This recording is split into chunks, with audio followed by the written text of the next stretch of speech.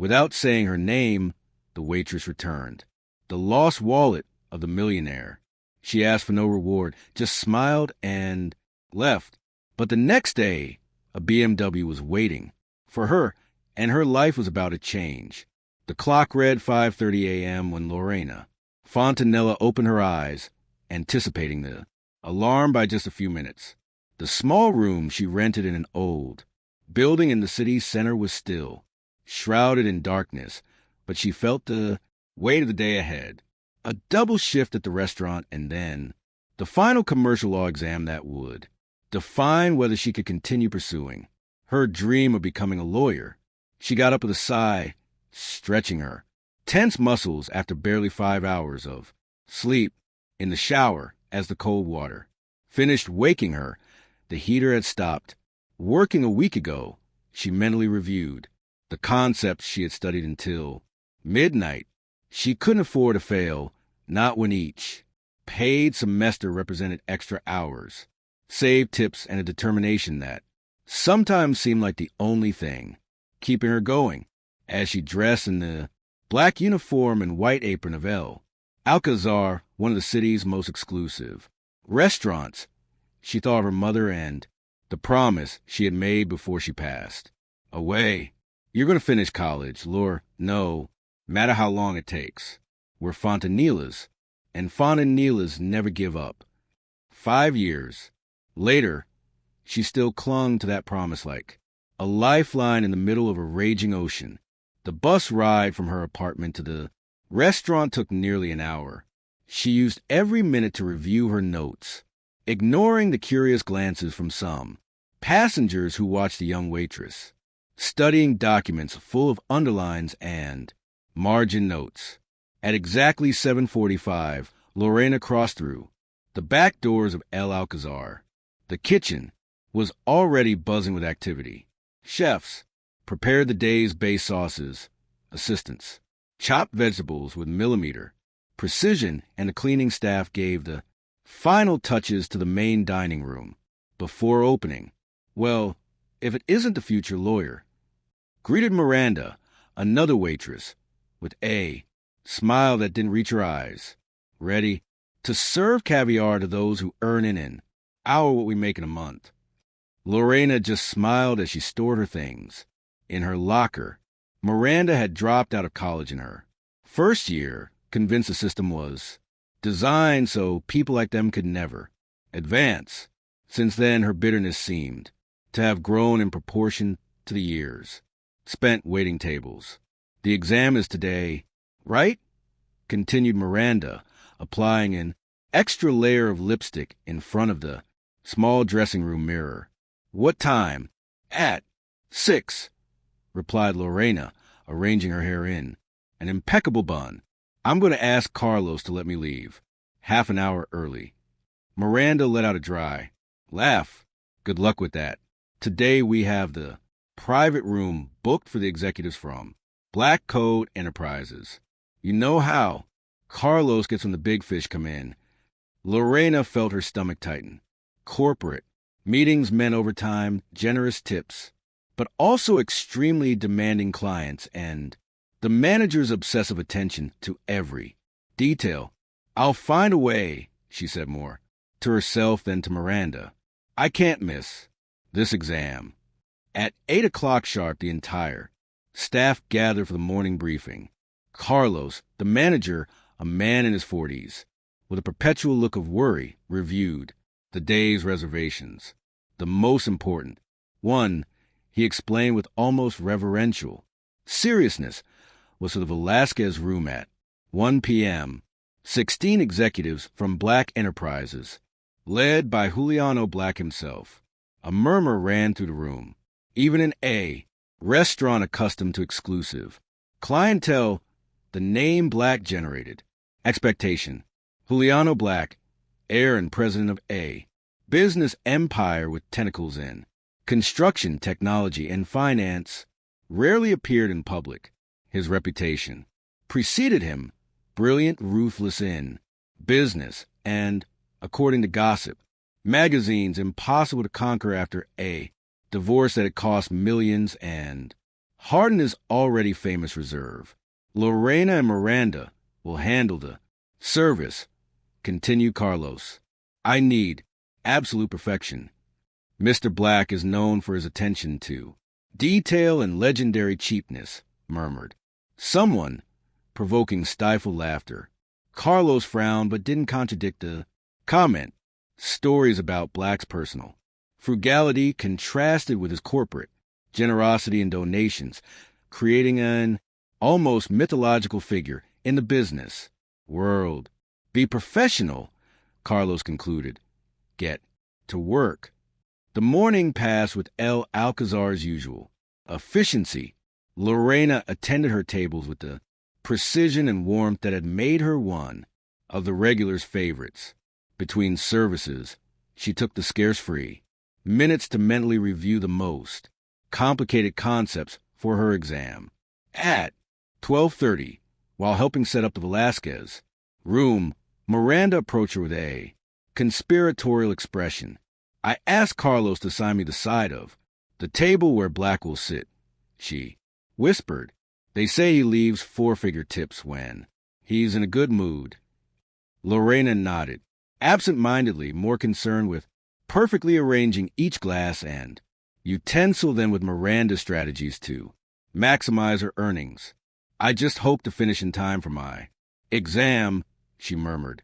You should stop obsessing over that degree, replied Miranda, adjusting a microscopically misaligned fork. How many years have you been at it? 5. At this rate, you'll be a lawyer when you're 40. 7 if all goes well, corrected Lorena, ignoring the biting tone. And I don't care if it takes until I'm 50. I'll finish it. The conversation was interrupted when Carlos entered the room for a final inspection. His scrutinizing gaze swept every detail, before nodding with restrained approval. At 1:05, the Black Code Enterprises Group began to arrive, impeccably dressed, executives in suits that cost more than Lorena's entire semester at university. The young woman observed discreetly as they took their assigned seats, following some invisible but strict hierarchy. And then he entered. Juliano Black was not as Lorena had imagined him. The few photos circulating in the press didn't do justice to his presence. Tall, with black hair just touched with gray at the temples, his dark suit seemed tailored specifically to highlight his impeccable posture. But it was his eyes that caught Lorena's attention. Gray, intense, and contrary to what she expected, tired. Eyes that had seen too much, that expected little. Black took his seat at the head of the table without fanfare, ignoring the overly attentive gestures from some subordinates.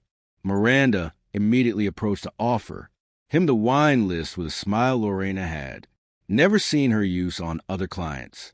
Lunch unfolded like a perfectly rehearsed choreography. As they served course after course of the chef's creations, the table conversation flowed between financial analyses, market strategies, and occasional anecdotes that provoked controlled laughter.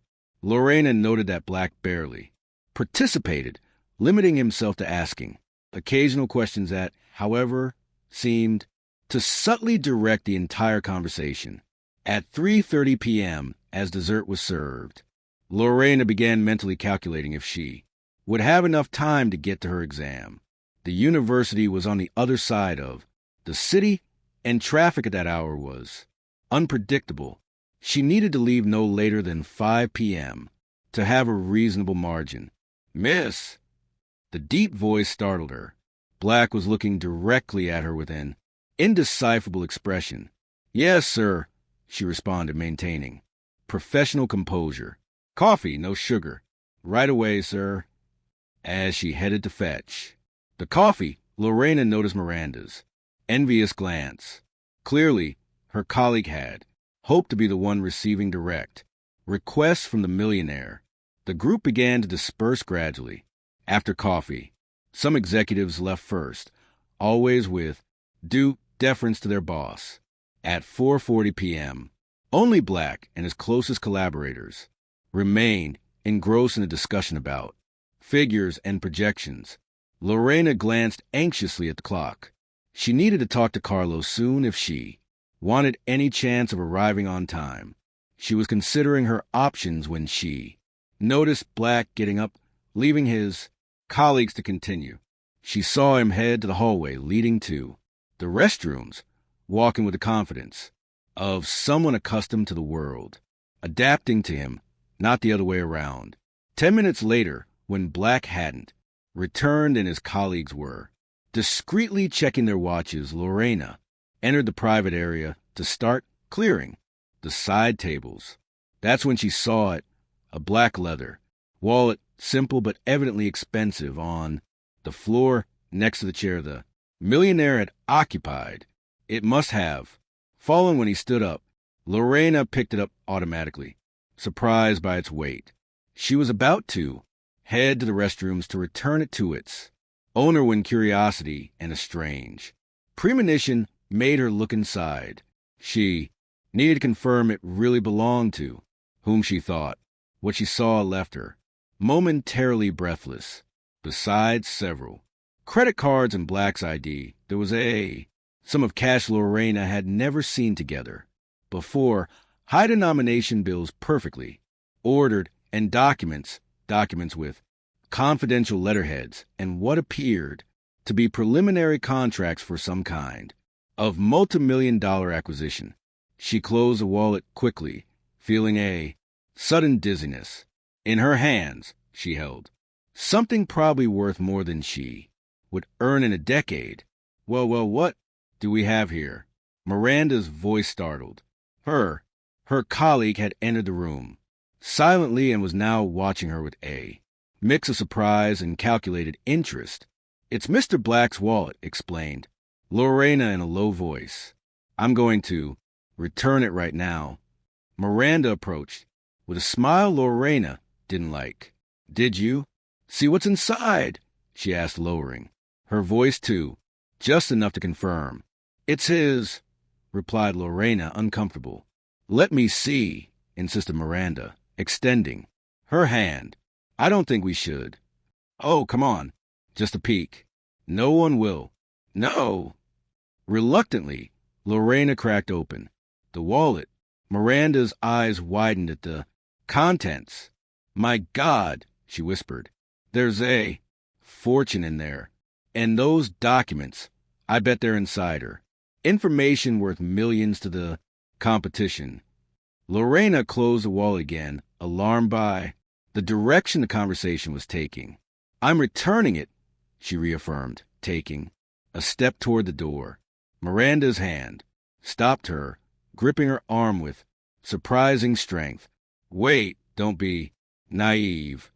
Her voice was now an urgent whisper. Think about it, Lorena. With that money, you could pay for the rest of your degree. You could even stop working for a while and focus on studying. It's your chance. Are you suggesting I steal? Replied Lorena, incredulous. It's a crime, Miranda. It's not stealing, it's redistribution. Miranda's smile turned conspiratorial. Rich people like him won't even notice. It's missing. He probably spends more on a bottle of wine than we earn in a month. Take the cash.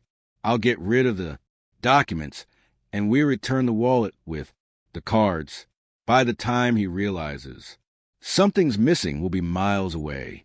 Lorena felt a wave of indignation at the proposal, but before she could respond, they heard footsteps approaching down the hallway. Miranda let go quickly and adopted a professional expression. Think about it, she murmured before heading to the table to collect some glasses. Lorena stood still, the wallet firmly grasped in her hand as an internal battle raged in her mind. The money would solve so many problems, but the cost would be everything she believed in, everything her mother had taught her. The footsteps grew closer. She had to decide now. In that brief instant, Lorena's whole life seemed to parade before her eyes. She remembered her mother cleaning other people's houses with hands cracked from detergent, but always insisting that the only thing no one can take from you is your dignity. She thought of her study. Nights, the subtle humiliation she'd endured from some arrogant clients, every obstacle she'd faced without ever compromising her principles. The decision was made before Juliano Black reappeared in the Velasquez room with a slightly annoyed expression.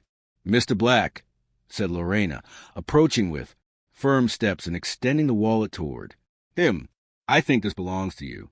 The businessman's gray eyes landed first on the wallet and then on Lorena's face, with an indecipherable expression. "Indeed," he replied, taking it with a smooth motion. "Thank you." He discreetly opened the wallet, checking its contents.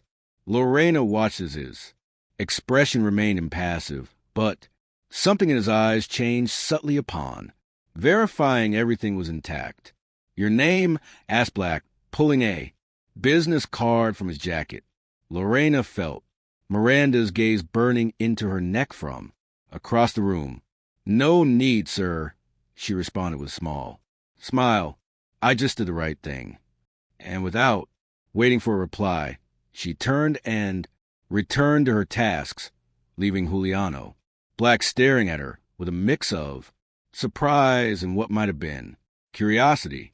Miranda intercepted her in the kitchen minutes later. "Are you crazy?" she whispered furiously. "That was our chance, Lorena. Our chance." "No, Miranda," replied Lorena, loading a tray with coffee cups. "It was a chance to ruin our lives. Stealing isn't the answer. It never has been." How noble. Miranda's voice was loaded with sarcasm. "I hope that nobility comforts you when you're studying by candlelight because you couldn't pay the electricity." Lorena decided not to respond. The gap between their values had never been more evident than in that moment. The Black Enterprises group finally departed at 5:15 p.m., leaving Lorena certain she wouldn't make it to her exam on time. She felt a pang of anguish but stood firm. She had done the right thing, even if it meant another semester of struggle. As she cleaned the table, Carlos, the manager, approached with solemn expression. "Mr. Black left this with staff," he said, handing her an envelope. "He specifically mentioned wanting to thank you and Miranda for service." Miranda appeared instantly upon hearing her name and practically snatched the envelope from Carlos's hands. She opened it with eager fingers, revealing a considerable wad of bills. "My God!" she exclaimed, counting quickly. "That's 5,000 pesos each." Her face lit up. "See, Lorena, in the end, we did get something. Not for the reasons you wanted," replied Lorena quietly, accepting her share with some discomfort. It was an extremely generous tip, but something about the whole affair unsettled her. "Carlos," she said, turning to the manager, "I need to leave now. My exam." "I'm sorry, Lorena," he interrupted, checking his watch. "It's almost 5:30. There's no way you'll make it with the current traffic."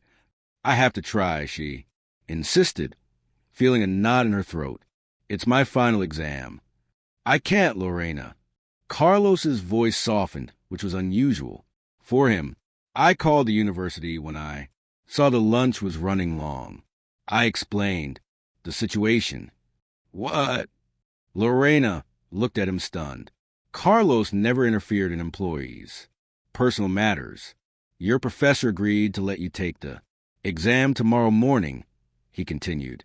"I explained you were personally attending." To Mr. Black, it seemed to impress her. Lorena felt a huge weight lift from her shoulders. A wave of gratitude washed over her, making her eyes moisten slightly. "Carlos, I thank you," she stammered. "I don't know what to say." "Don't say anything," he replied, uncomfortable with her emotion. "You're a good employee, Lorena, and a good student, from what I've heard. Just don't mention it to the others. I don't want them thinking I play favorites." With those words, he walked away, leaving her moved by a gesture she never expected from her strict manager. The rest of the shift passed without incident, though Lorena couldn't stop thinking about what had happened. She had come so close to missing her exam, to seeing another obstacle added to her already difficult path. But somehow, things had worked out, at least this time. It was almost 10 p.m. when she finally left the restaurant, exhausted but with a strange sense of peace. She had done the right thing. That was what mattered. The night bus was almost empty, allowing her to spread her notes on the adjacent seat and review one last time before the rescheduled exam. But her mind kept returning to Juliano, Black's intense gray eyes and his expression when she refused to give her name. She arrived at her small apartment shortly after 11 with aching feet and a tense back. She left the extraordinary tip on the table, contemplating it with mixed feelings. That money would solve immediate problems, overdue rent, books needed for the next semester, maybe even a long, postponed dentist visit.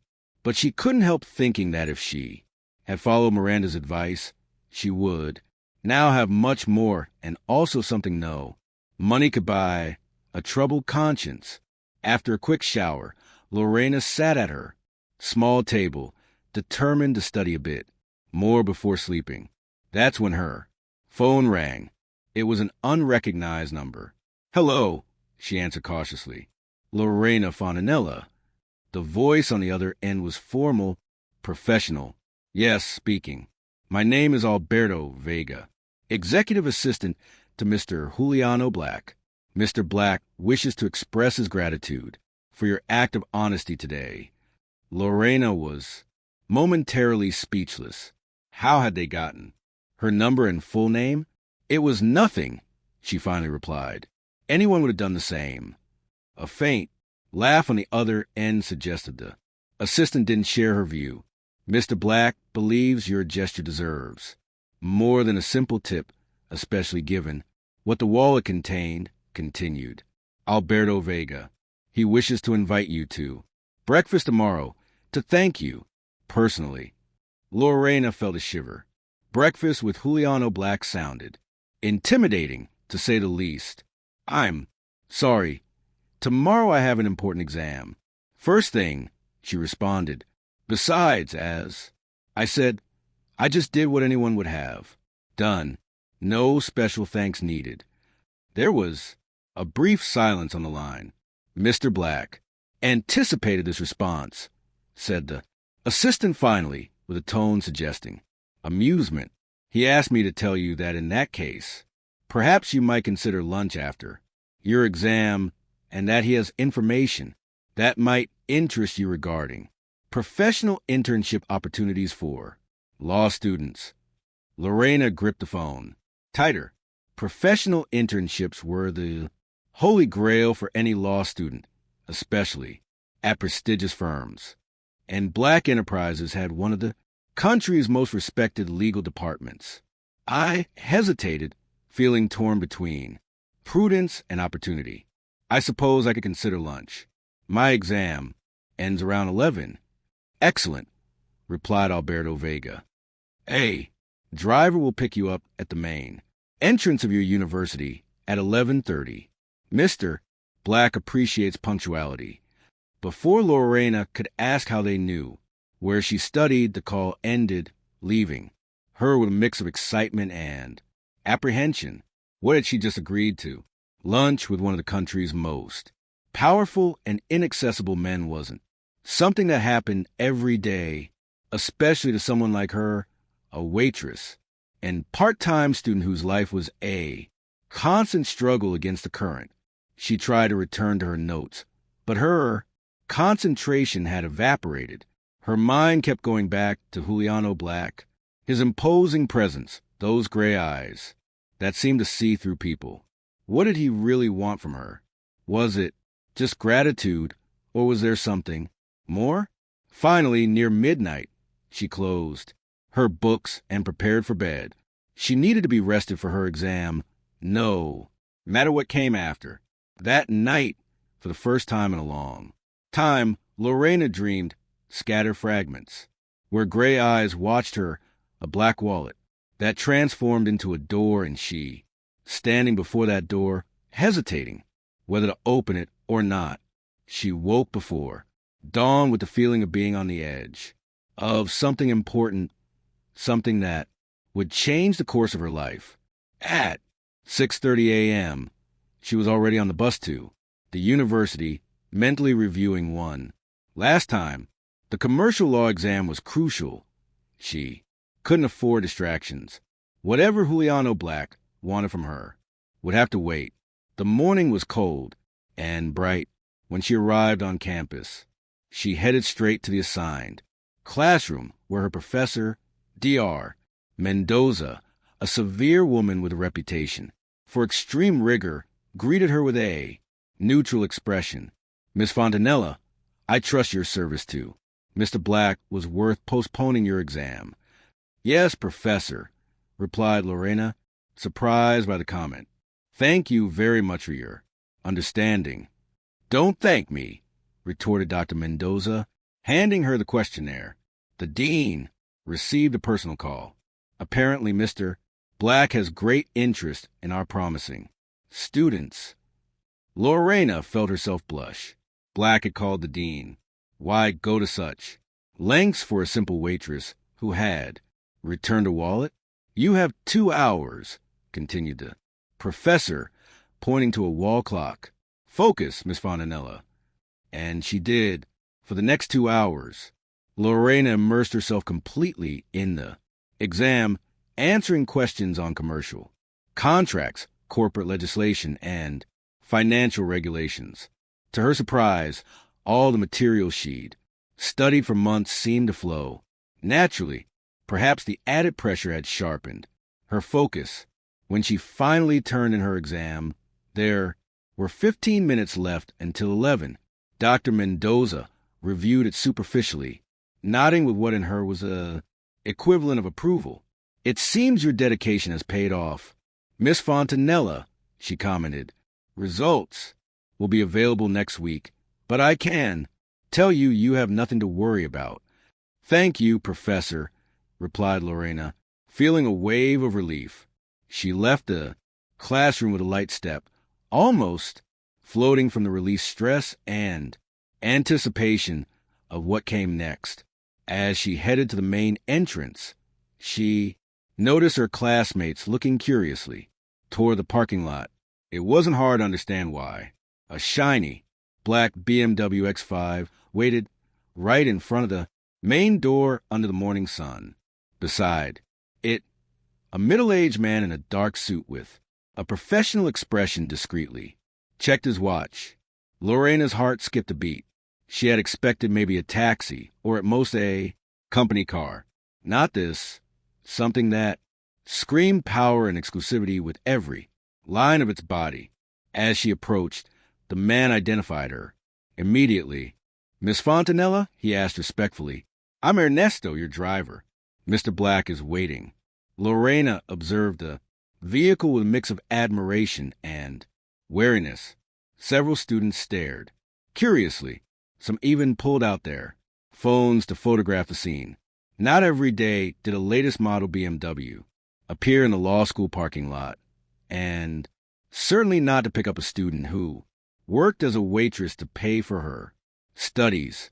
"Good morning," she finally replied, adjusting her backpack strap over her shoulder. "The exam ended earlier than expected." "Perfect, miss." Ernesto opened the back door with a fluid motion.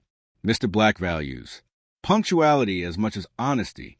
The vehicle's interior was like entering another world, perfectly conditioned. Leather seats, a subtle aroma of wood and citrus, and a silence that completely isolated the outside bustle. Lorena settled in, trying not to seem impressed, though she was. "May I ask where we're going?" she inquired as the driver took his place and started the vehicle with a barely perceptible purr. "Mr. Black has reserved on the terrace of El Carmen," replied Ernesto, maneuvering elegantly through university traffic. It's a restaurant. I know it, interrupted Lorena, unable to hide her surprise. It's one of the city's most exclusive spots. From the rear-view mirror, she caught a faint smile on the driver's face. Mr. Black rarely does things halfway. Miss. During the ride, Lorena tried to organize her thoughts. Just 24 hours ago, she was worried about making it to her exam while waiting tables. Now, she'd just finished her evaluation with surprising confidence and was heading to lunch with one of the country's most powerful men at a restaurant where a meal cost more than her weekly salary. Life had a strange sense of humor. 40 minutes later, the BMW stopped in front of a restored Art Deco building with exquisite taste. The terrace of El Carmen occupied the rooftop with panoramic views of the historic part of the city. The maitre d', a man of impeccable presence, seemed to recognize the driver. Immediately, Miss Fontanella, welcome, he greeted with a nod. Mr. Black is waiting. Please follow me. Lorena nervously adjusted her blouse collar. She was wearing the best she had. A simple but elegant outfit reserved for special occasions. Still, she was aware it didn't meet the standards of a place like this, where every client seemed straight out of a fashion magazine. The maitre d' led her outside to a partially covered terrace, with strategically placed planters creating private spaces. And there, in the corner with the best views, was Juliano Black, standing in a dark gray suit that enhanced his athletic figure. The millionaire seemed even more imposing in natural light. When he saw her approach, something in his expression changed slightly. Surprise, appreciation. It was too fleeting to interpret. Miss Fontanella, he greeted, extending his hand. Thank you for accepting my invitation. His handshake was firm but not dominant. A gesture Lorena had learned to value in her clients. Too many businessmen confused authority with brute force in a simple greeting. Mr. Black, she responded, maintaining eye contact despite her nervousness. The thanks is mine for the invitation, though I still think it wasn't necessary. He indicated the chair across from him, and Lorena sat mentally thanking the countless hours spent at El Alcazar, observing the etiquette of the most sophisticated diners. I'm afraid I disagree, replied Black as a sommelier discreetly approached with a bottle. What for you is a simple act of honesty represented something far more valuable to me. The sommelier poured a golden liquid into Lorena's glass. It's a Chablis Grand Cru, explained Black, unless you prefer something else. This is perfect, thank you, she replied, though she rarely drank wine, and certainly never one that probably cost more than her monthly rent. She took a small sip, surprised by the complexity of flavors exploding on her palate. That's how wine tasted when you didn't buy it on sale at the supermarket. Back to yesterday, continued Black after, nodding approval to the sommelier's selection. That wallet didn't just contain a considerable sum of money, but preparatory documents for a $300 million acquisition. Documents that in the wrong hands could have compromised the entire operation. Lorena felt a chill. Miranda hadn't exaggerated about the paper's value. May I ask you something, Miss Fontanella? Black watched her intensely. Why didn't you want to tell me your name? Yesterday? The question caught her off guard. She took another small sip of wine. To buy time. Because I didn't do it. Expecting recognition, she finally answered. Any honest person would have acted the same. Black let out a brief laugh, surprising her. It was the first time she'd seen him laugh, and the transformation on his face was notable. Suddenly, he seemed younger, more approachable. Excuse me, but allow me to disagree, he said, regaining composure. My experience tells me most people faced with a sufficiently large temptations succumb. That sounds pretty cynical, observed Lorena, momentarily forgetting whom she was speaking to. To her surprise, Black didn't seem offended. Realistic, I'd say, especially in my position.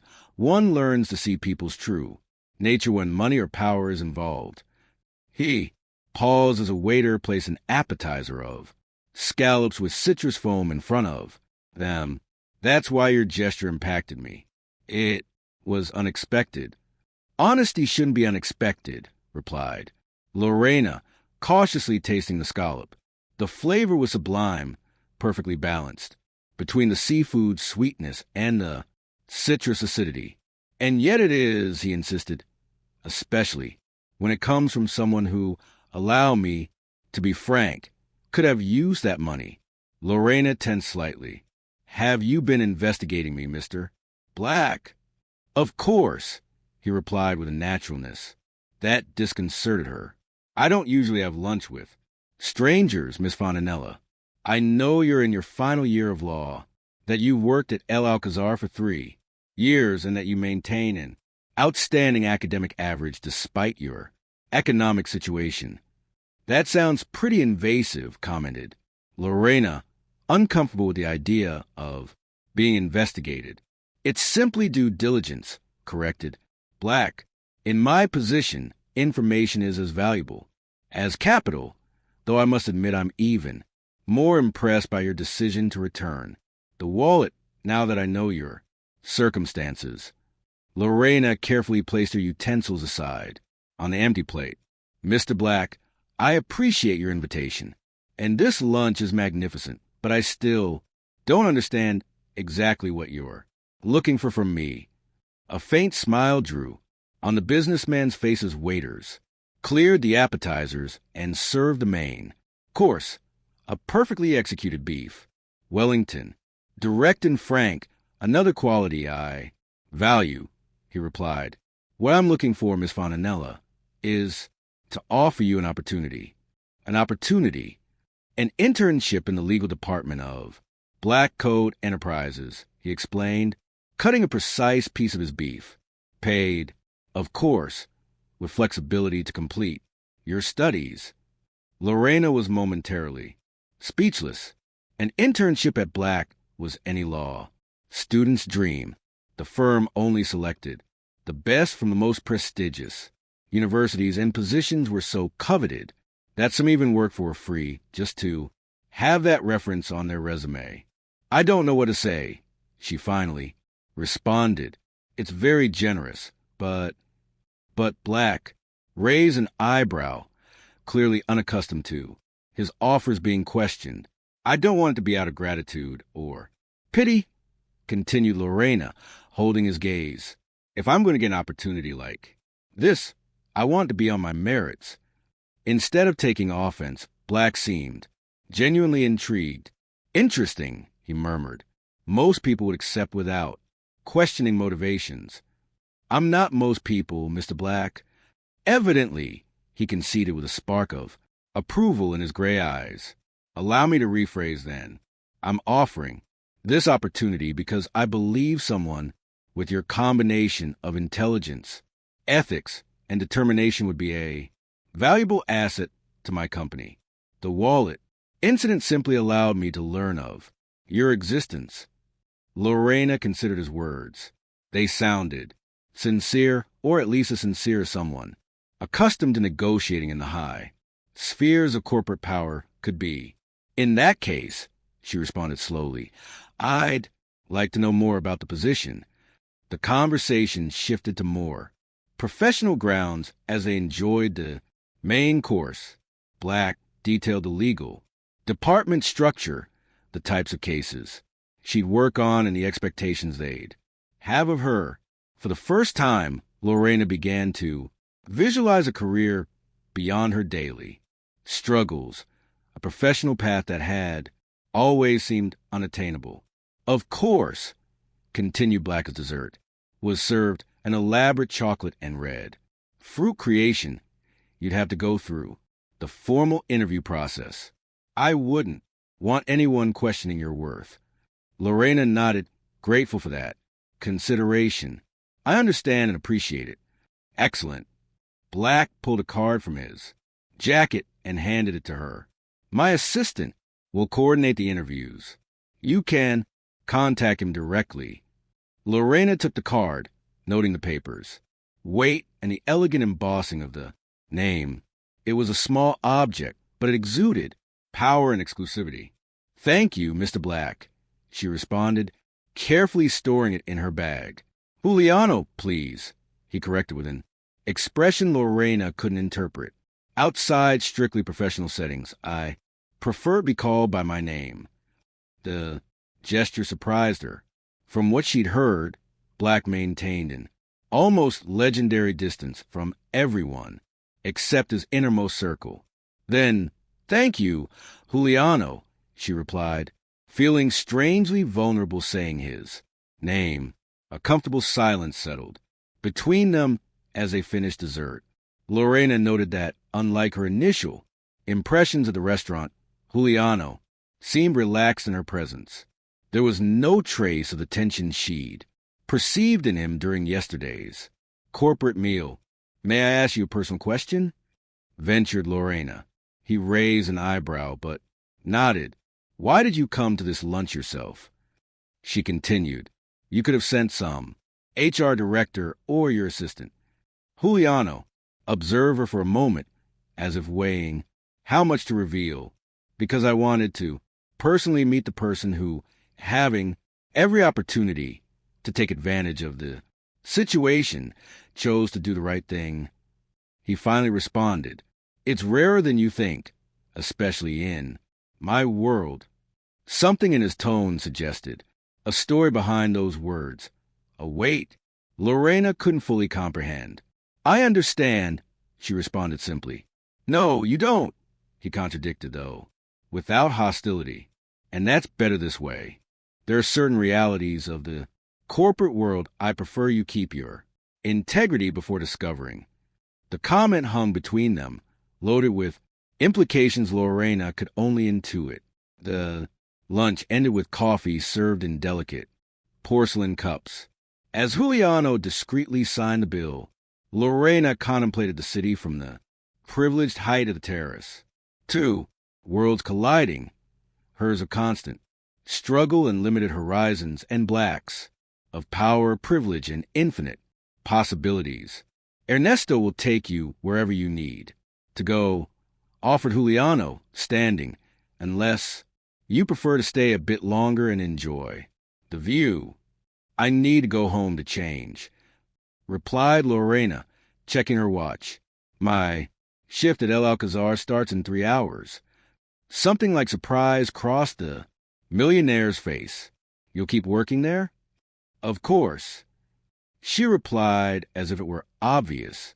I need the job until I have something secure, and even if the internship materializes, I imagine weeks will pass before it starts.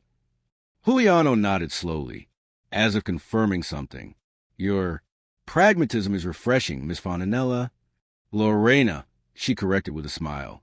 If we're using first names, reciprocity seems fair. For an instant, Black's surprise was genuine and complete. Clearly, few people dared to set their own terms with him. Lorena then, he conceded with a slight nod that seemed both respect and curiosity. It's been a revealing lunch. The BMW glided silently through the city's streets as Lorena watched the urban landscape, trying to process everything. There was something surreal about going from waiting tables to lunching with Juliano Black, from worrying about making ends meet to considering an internship most of her classmates would kill for. Lorena, corrected Ernesto, glancing at her in the rear-view mirror. What address shall I take you to? She gave him her modest apartment's location, noting how the driver maintained his professional expression. He was surely used to taking passengers to far more exclusive areas. As they approached her neighborhood, unease grew inside her. She didn't want Juliano or his employee to see her living Conditions not out of shame, but because it might reinforce exactly what she'd tried to avoid during lunch. The perception that she needed charity. "Can you drop me at corner?" she indicated when they were a block away. "I prefer to walk the rest." Ernesto nodded. "Without questions," a gesture Lorena appreciated. The vehicle stopped smoothly at the curb. "Mr. Black asked me to give you this," said the driver, handing her a thick paper envelope. "He said to review it when you have time." Lorena took the envelope, cautiously, noting the discreet Black Enterprises logo in one corner. "Thank you, Ernesto," she responded, exiting the vehicle. "And thanks for the ride." "It's been a pleasure, Lorena," he replied with a genuine smile. "We'll see each other soon, I'm sure." As the BMW pulled away, Lorena weighed the envelope in her hand. It didn't seem to contain much, maybe just papers. Probably internship info, she told herself, storing it in her bag, entering her building with its peeling paint and hallway smell of dampness. The disparity between this world and the one she'd just visited hit her hard. It was like traveling between parallel dimensions, one of $100 wines and panoramic views, the other of thin walls and noisy neighbors. Her apartment, though small, was clean and orderly. It was her refuge, where she studied until dawn and kept her mother's memories. She showered quickly, preparing for her shift at El Alcazar, which started in 2 hours. As she dressed in her uniform, she remembered the envelope, sat at her small table, and opened it carefully. Inside were 3 things: a formal letter on Black Code Enterprises letterhead, a check, and a handwritten note. The letter was an official invitation for a formal interview in the company's legal department the following Monday at 10 a.m. It detailed the position, responsibilities, and a salary that made Lorena read it twice to ensure no mistake. The check, however, left her breathless. It was made out to her name for an amount equivalent to 6 months of her restaurant salary. In the memo line, it simply said, "Reward for exceptional integrity." Her hands trembled slightly. It was too much. No one gave away such an amount for returning a wallet, no matter its contents.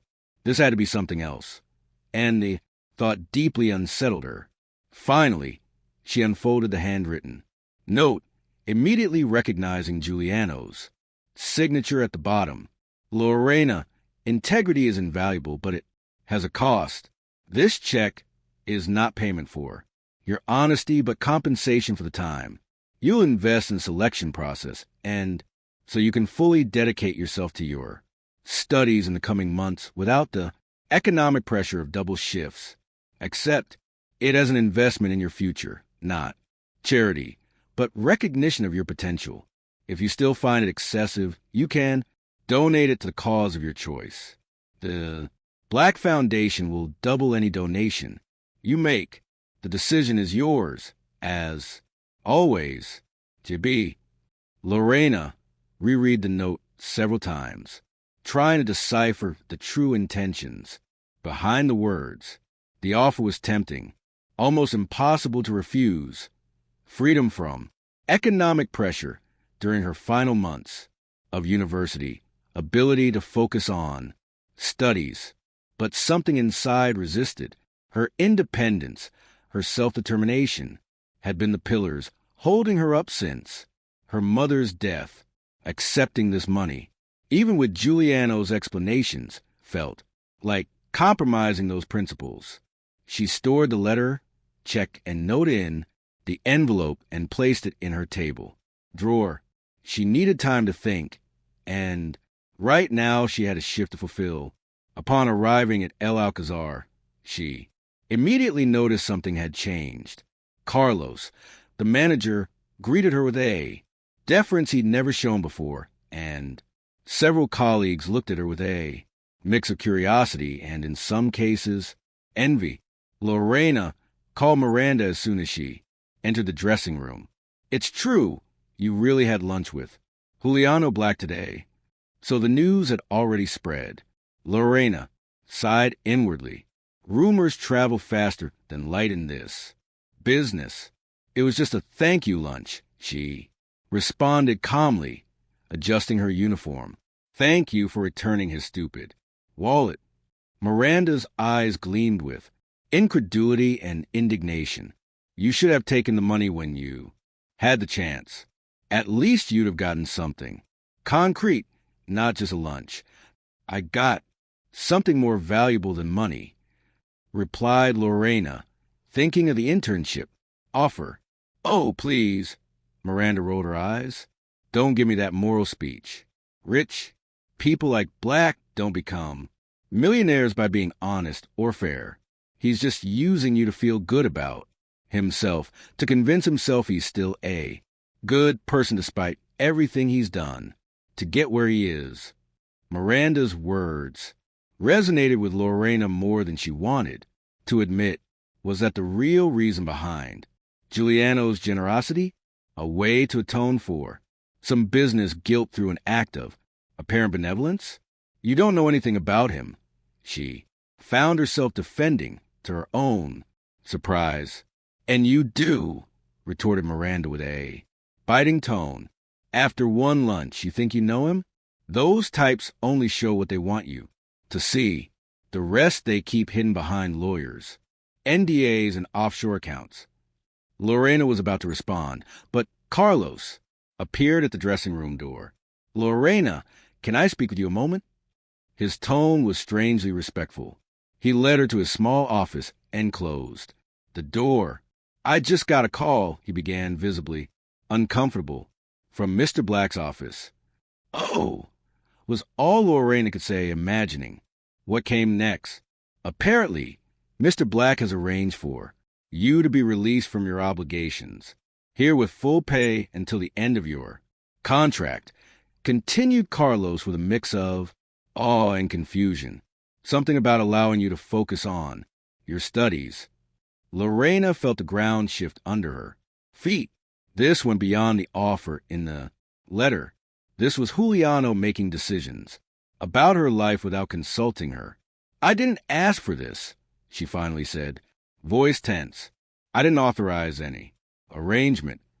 Carlos seemed relieved by her reaction. That's what I thought. I told his assistant I'd need your confirmation before proceeding. Thank you, Carlos, replied Lorena, genuinely grateful for his consideration. I prefer to keep working here until I decide otherwise.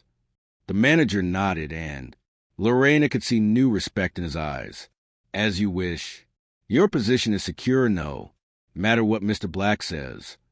Lorena left the office with renewed determination. She appreciated Giuliano's gesture, but she needed to set boundaries. Her life, her decisions, no matter how powerful or influential Black was, she wouldn't give up her autonomy. The shift passed in a strange haze. She served tables, took orders, and smiled at customers while her mind tried to reconcile the day's events. The lunch's opulence, Giuliano's seemingly limitless generosity, but also his presumption in deciding her work future. At the end of her shift, as she gathered her things in the dressing room, she noticed 3 missed calls from the same unknown number. She'd kept her phone on silent during work, as always. Just as she was about to check who called, the device vibrated in her hand. The same number. Hello, she answered, stepping out into the dark street. Lorena. The voice was unmistakable, deeper than she remembered. It's Juliano. Her heart skipped an inexplicable beat. I know who it is, she replied, trying to keep a neutral tone. I didn't know you had my number. A small laugh on the other end. There are few things I can't get if I really want them, he responded, and something in how he said it gave her a chill unrelated to the night cold. My assistant told me you rejected the restaurant arrangement. I don't recall asking for that arrangement, she retorted, her voice firmer than she felt. I appreciate the gesture, but I prefer to make my own decisions about where and when I work. There was a brief silence on the line. Of course, said Juliano finally, and Lorena thought she detected something new in his voice, respect, surprise, or perhaps something more complex. Apologies if I overstepped. I just wanted to make things easier for you. I understand and appreciate it, she replied, softening her tone, but I need to keep control of my life. Completely reasonable, he conceded. It's precisely that independence that he stopped abruptly. Anyway, I also wanted to know if you'd receive the envelope. Yes, thank you for the formal invitation. I'll be there Monday without fail. And the check? He asked directly. Lorena took a deep breath. It's very generous, but it's too much. I can't accept it. You can and should, insisted Juliano, his voice gaining intensity. It's not charity, Lorena, it's recognition. It's what, Juliano? She interrupted, stopping in the middle of the sidewalk. What exactly is it? The silence that followed seemed loaded with something Lorena couldn't fully identify. It's important to me, he finally responded with an honesty that disarmed her. Please accept it. If not for you, then for me. The request took her by surprise. She'd expected anything but that barely disguised vulnerability. I'll think about it, she conceded, finally resuming her walk to the bus. Stop. Thank you. The sincerity in his voice was palpable. Is there anything else you wanted to ask? Yes. Would you have dinner with me tomorrow? The question floated in the night air. Not as thanks, not as an interview, just dinner. Lorena stopped again, her heart racing. Inexplicably. Are you asking me on a date? Juliano. Black. The silence following her question seemed to stretch eternally. Lorena could hear distant traffic, the murmur of occasional passers-by, even her own breathing, but from the other end, nothing. When Juliano finally spoke, his voice sounded different, softer, almost vulnerable. Yes, he responded simply. That's exactly what I'm doing. The simplicity of his answer completely disarmed her. She'd expected some elaborate corporate explanation, a sophisticated pretext, not this direct honesty that left her momentarily speechless. Lorena. Giuliano's voice now sounded slightly worried. Are you still there? Yes, sorry, she replied, regaining composure. It's just that I didn't expect this. It's so surprising. There was a hint of humor in his voice. Now, or do you find the idea so unpleasant? No, it's not that, she hurried to clarify, feeling an inexplicable warmth in her cheeks. It's that we're from completely different worlds. You're a millionaire arrogant, he completed, and Lorena could almost visualize his half-smile on the other end. A business shark, a man who shouldn't be interested in a waitress. I wasn't going to put that way, she protested, though essentially that's what she was thinking, but it's what many would say. Giuliano's voice turned more serious. Including your colleague Miranda, I imagine. The mention of Miranda made her tense. How do you know about her? Carlos mentioned you worked together yesterday and that she seemed unhappy with your decision about the wallet. Lorena frowned, uneasy at the idea of Juliano gathering info on her and her surroundings. And look, if it makes you uncomfortable, we can leave it as a business lunch. Tomorrow, he continued correctly, interpreting her silence. The internship offer stands, no strings. Something in his tone, a hint of resignation, perhaps, made her reconsider. All day, she'd seen different facets of Juliano Black, the powerful businessman, the potential employer, the generous benefactor. But now she heard a man who simply seemed interested in knowing her better And to her own surprise, the idea wasn't unpleasant at all. I accept, she said finally, surprising herself. The dinner, but I have a condition. Yes. The interest in his voice was palpable. No exclusive restaurants or BMW picking. Me up. A normal place where normal people eat. A genuine laugh echoed on the other. And, would you define normal, please? I'm afraid my parameters are a bit off. Lorena smiled despite herself. A place where I don't need to research. Silverware protocol beforehand, where people go to enjoy the food, not to be seen. I think I can arrange that, he responded, and Lorena could hear the smile in his voice. 8 o'clock work for you? I can pick you up. We'll meet there. She interrupted. Send me the address by text. As you wish, conceded Juliano. Until tomorrow, Lorena. Until tomorrow, Juliano. Hanging up, Lorena realized she was smiling. A mix of nerves and anticipation bubbled inside her. She couldn't deny there was something about Juliano Black that intrigued her, not just his wealth or position, but those glimpses of vulnerability, that apparent loneliness she glimpsed during lunch. The bus arrived, and Lorena boarded, finding an empty seat by the window. As the vehicle moved through the night streets, her mind reviewed the days, events. Somehow, in just 48 hours, her life had taken a completely unexpected turn.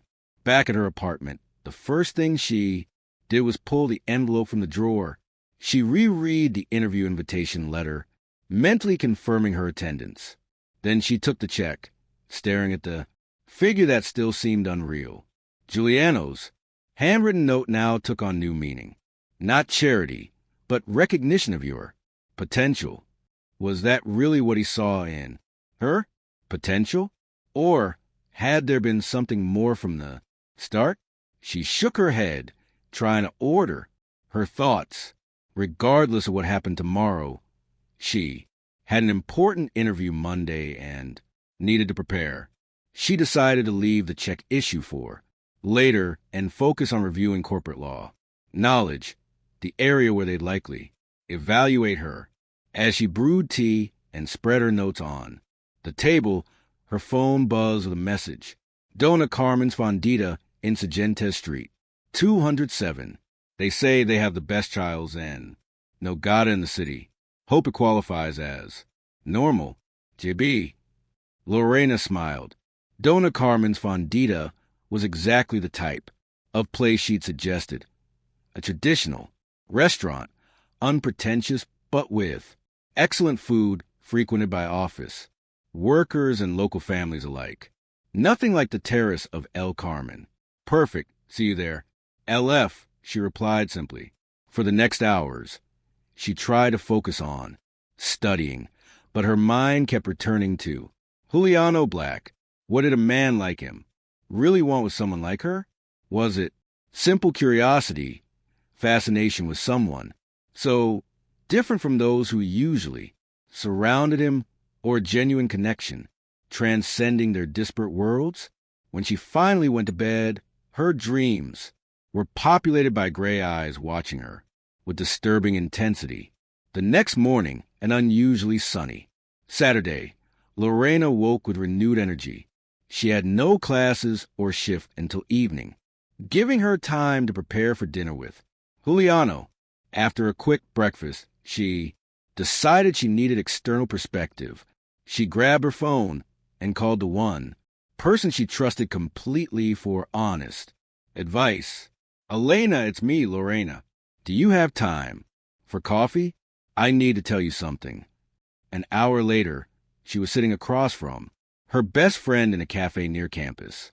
Elena Suarez, a final year psychology student and Lorena's classmate since first semester, listened attentively as she recounted the last day's events, from finding the wallet to the dinner invitation. Let me see if I got this, said Elena when Lorena finished. You found the wallet of one of the country's richest men, returned it intact. rejecting the cash inside, and now he's courting you. I don't know if courting is the word. Lorena toyed with her coffee cup. Maybe he's just intrigued. You know, like when you find something uncommon and want to examine it closer. Elena looked at her with a raised eyebrow. Are you comparing yourself to a rare species you want to study? Not exactly, but... Lorena sighed. Let's be realistic, Elena.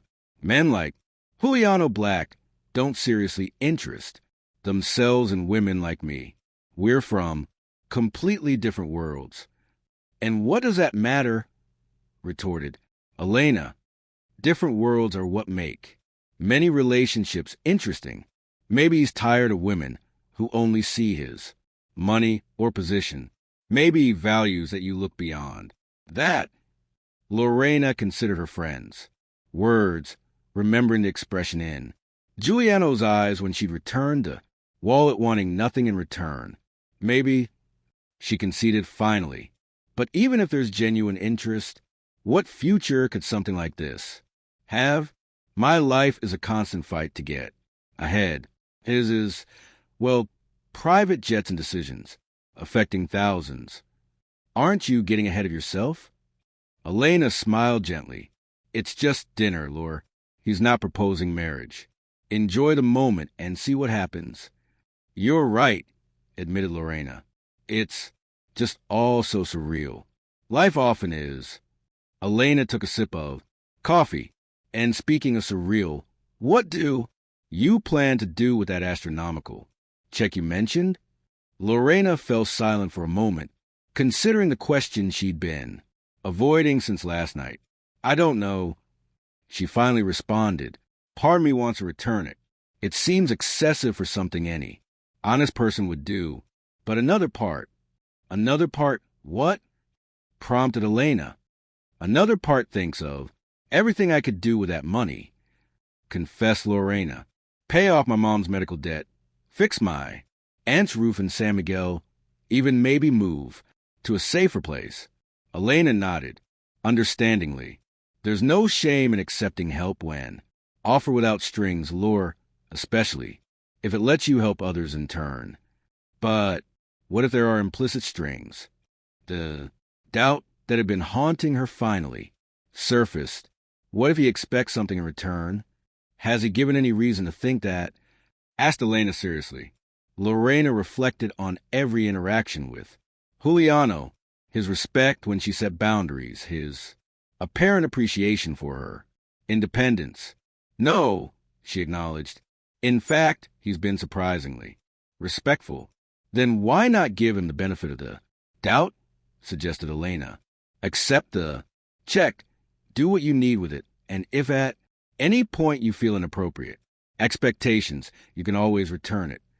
Elena's words made sense. Maybe she was projecting her own prejudices onto Juliano, expecting the worst simply because he was rich and powerful. I'll think about it, she promised, checking her watch. I should go. I need to prepare some things for Monday's interview and then, well, get ready for tonight. Elena looked at her mischievously. You know what you're wearing yet? Not yet, admitted Lorena. Something suitable for a traditional restaurant, I guess. Nothing too formal. You should wear that green dress we bought on sale last month, suggested Elena. It brings out your eyes. Lorena considered the suggestion. The dress was simple but elegant, perfect for an informal dinner without seeming like she was trying too hard. Maybe I will, she smiled, grateful for the advice. Thanks, Elena, for listening and not judging. Judging what? Elena returned the smile. An attractive, intelligent, and yes, extremely rich man being interested in you. Anyone in your place would be at least intrigued.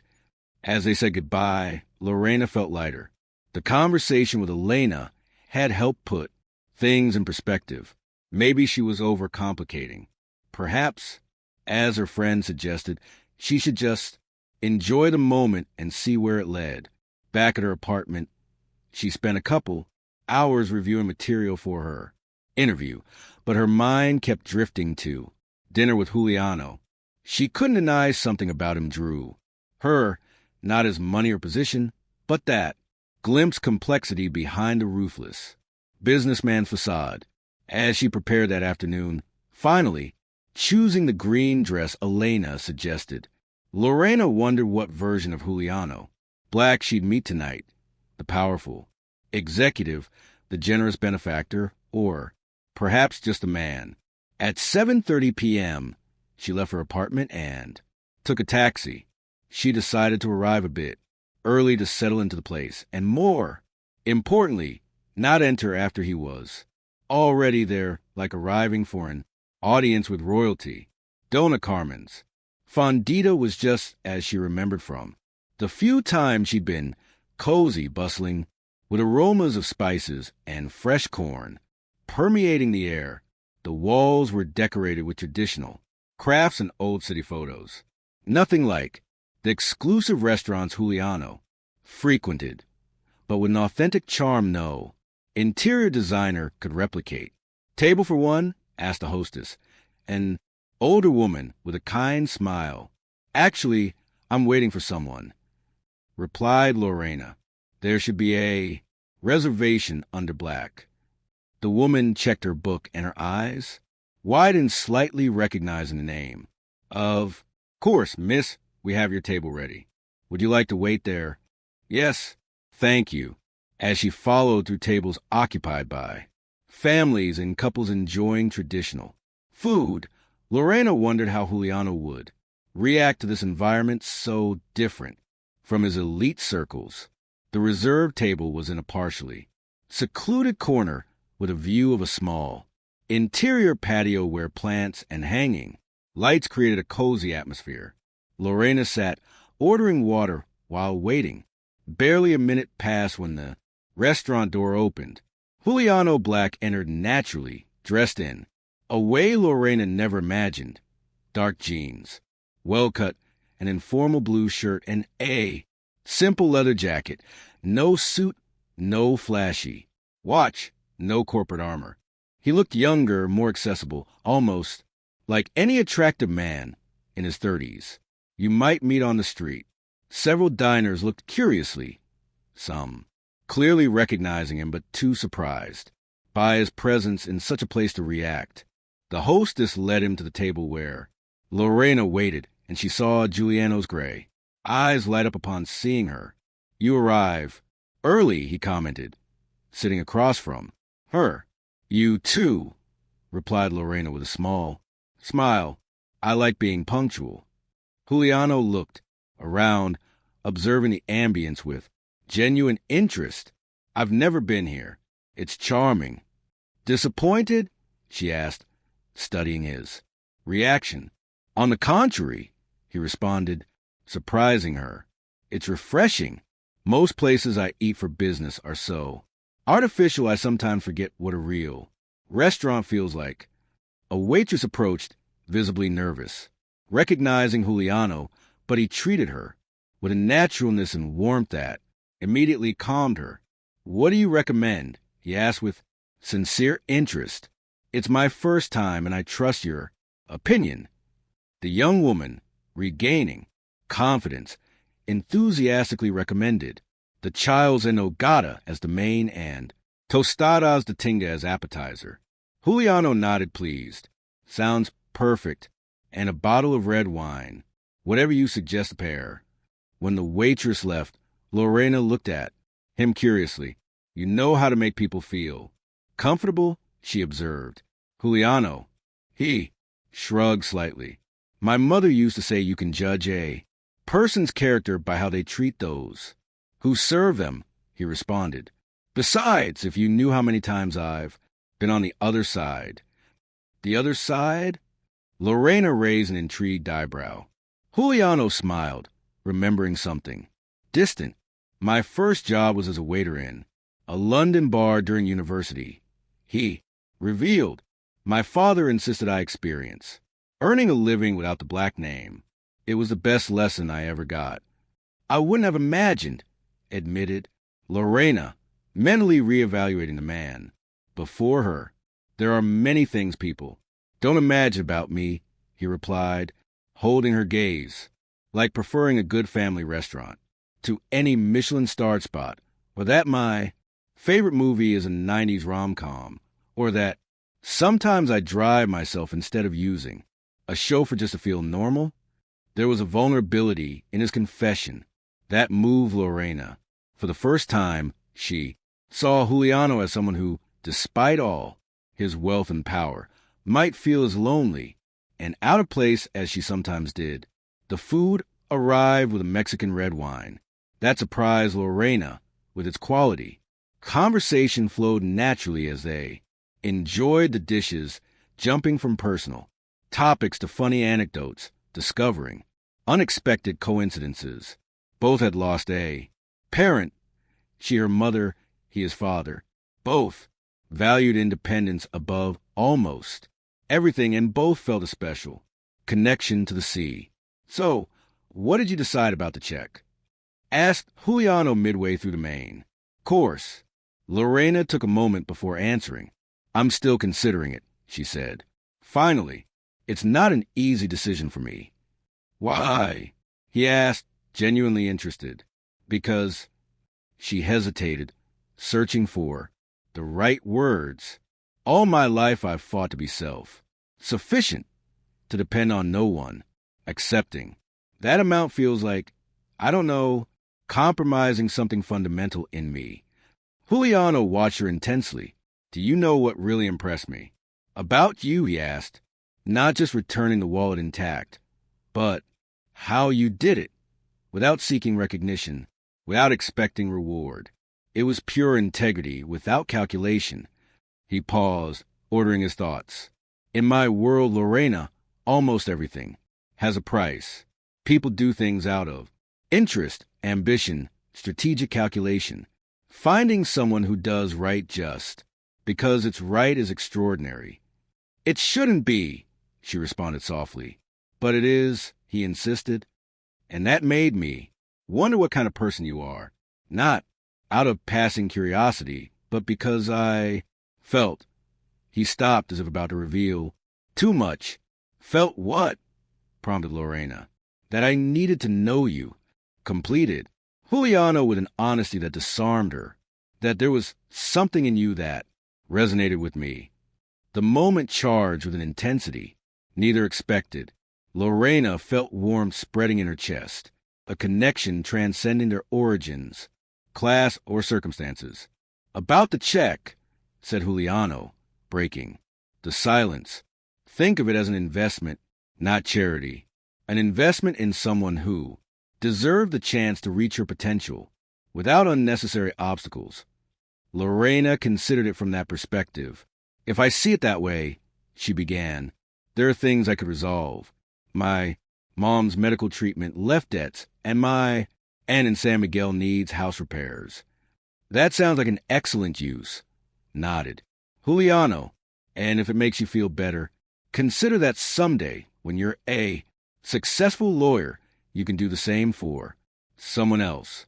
The idea of paying forward generosity, creating a chain of help instead of just receiving, resonated deeply with Lorena. Okay, she decided finally. I'll accept it on that condition. Giuliano's smile lit his face in a way Lorena hadn't seen before. For an instant, she saw the man behind the millionaire, someone genuinely happy to have helped. As they shared dessert, a traditional flan, the conversation turned more personal. Can I ask you something? Said Lorena, gathering courage. Why me?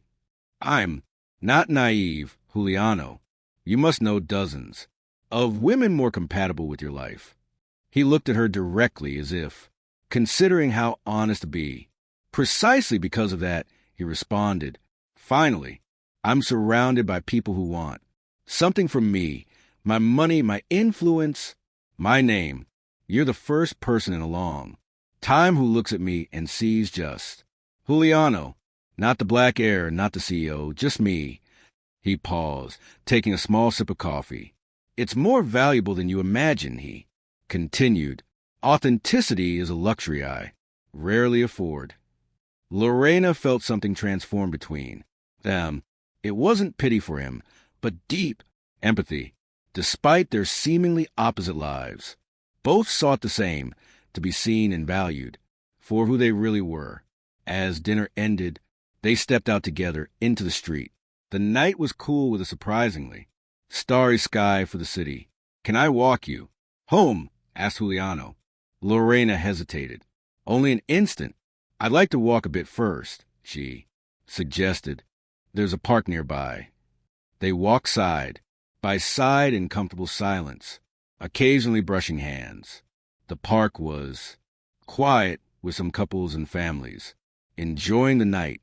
"You know," said Lorena as they sat on a bench facing a small fountain, "when I found your wallet, I never imagined it would end like this." "Like how?" asked he, turning slightly to look at her. "Sitting in a park with you after a wonderful dinner, contemplating." She stopped suddenly, aware of what she was about to say. "Contemplating," prompted Juliano, drawing imperceptibly closer. Lorena gathered courage. "Contemplating the possibility that us could be something real." Despite everything, Giuliano's smile was slow, genuine, transforming his usually serious face into something extraordinarily warm. "I think it's already something real," he responded softly. "The question is if we're willing to give it a chance, knowing it won't be easy." "Difficulties have never scared me," replied Lorena, holding his gaze. "I know," he responded. "It's one of the things I admire most about you." Juliano gently took her hand, and the contact sent a warm current through Lorena's body. "I propose a deal," he said. "No grand expectations, no long-term plan for now. Just us getting to know each other, seeing where this leads step by step." "Sounds fair," nodded Lorena, "with one condition." "Another condition?" asked he with feigned exasperation, though the smile in his eyes betrayed him. "That you're yourself with me.